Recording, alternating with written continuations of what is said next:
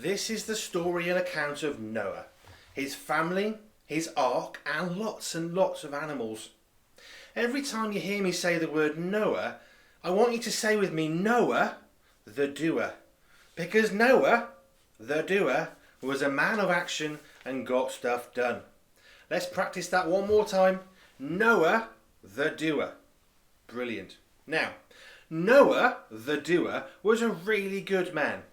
He had a wife, 3 sons, Shem, Ham, Japheth, and they all loved God a lot. Noah, the doer, lived a good life, and everybody who met him thought he was a really good guy too. Nobody ever fell out with Noah, the doer.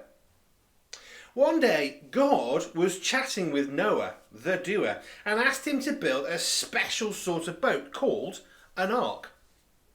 Now, Noah, the doer, was a little bit puzzled because, well, he lived in a desert and you don't have much use for a boat in a desert. But Noah, the doer, was a doer, so he got on with the doing. He bought in special wood. He bought books on building boats. He bought special tools to turn the wood into the ark. Noah, the doer, got very busy. And Noah, the doer, even made sure to make sure the ark was long enough and wide enough and tall enough to fit lots and lots of animals. 2 of every sort of animal in the world that lives on land. Being the clever kind, Noah, the doer, even remembered to put on a roof, otherwise he'd have needed a lot of umbrellas to keep him, his wife, his 3 sons and their wives and all the animals dry. A roof was so much simpler. Then Noah, the doer, started gathering lots of food into the ark too. Food for him, his family and their families, and food for all the animals. It was going to be a very long cruise on this special boat, the ark. One more thing. Noah, the doer, left a door in the side of the boat. He must have wondered how his ark was going to float. But Noah, the doer, he trusted God and knew that God had a great plan and had thought out everything, so all would work well.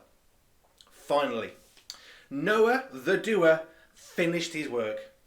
He must have looked at all the splinters he had and the sore thumbs where he'd missed hitting the wood with a hammer, but the boat was ready. The ark was built, the animals were in. But Noah, the doer, lived in a desert. Lots of sand, not a whole lot of water, so he waited. And he waited some more, and he waited some more, and wondered if he'd really done the right thing building a big boat in the middle of a desert. And then, 7 whole days later, it started to rain.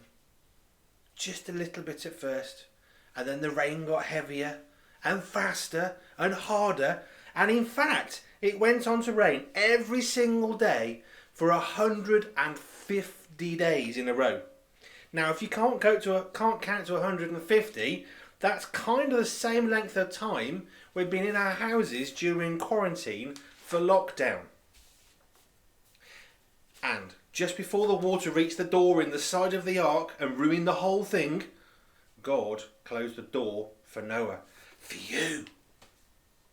Noah the doer, his wife, their 3 sons, their families and all the animals were getting a little bit fed up of being in the ark for so long. They played lots of Monopoly, they'd run out of films to watch and they couldn't think what else to build with their Lego sets. But all they could see was water, and they were waving from side to side and forwards and backwards. Even the very tallest mountains have been covered by water.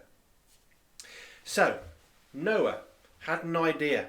Noah the doer took one of the birds that he had brought into the ark and let it fly away. But it came straight back because it couldn't find anywhere to land. Noah the doer sent out a dove. A bit later he sent out another dove, wondering if he'd ever step on dry land again.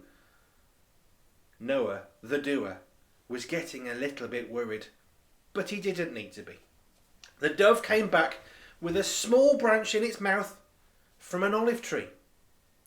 Now Noah the Doer, his wife, Mrs. Doer, his 3 sons and their families and all the animals on the ark just had to wait a little bit longer. The water was beginning to go away. And eventually the ark came to rest gently on some land.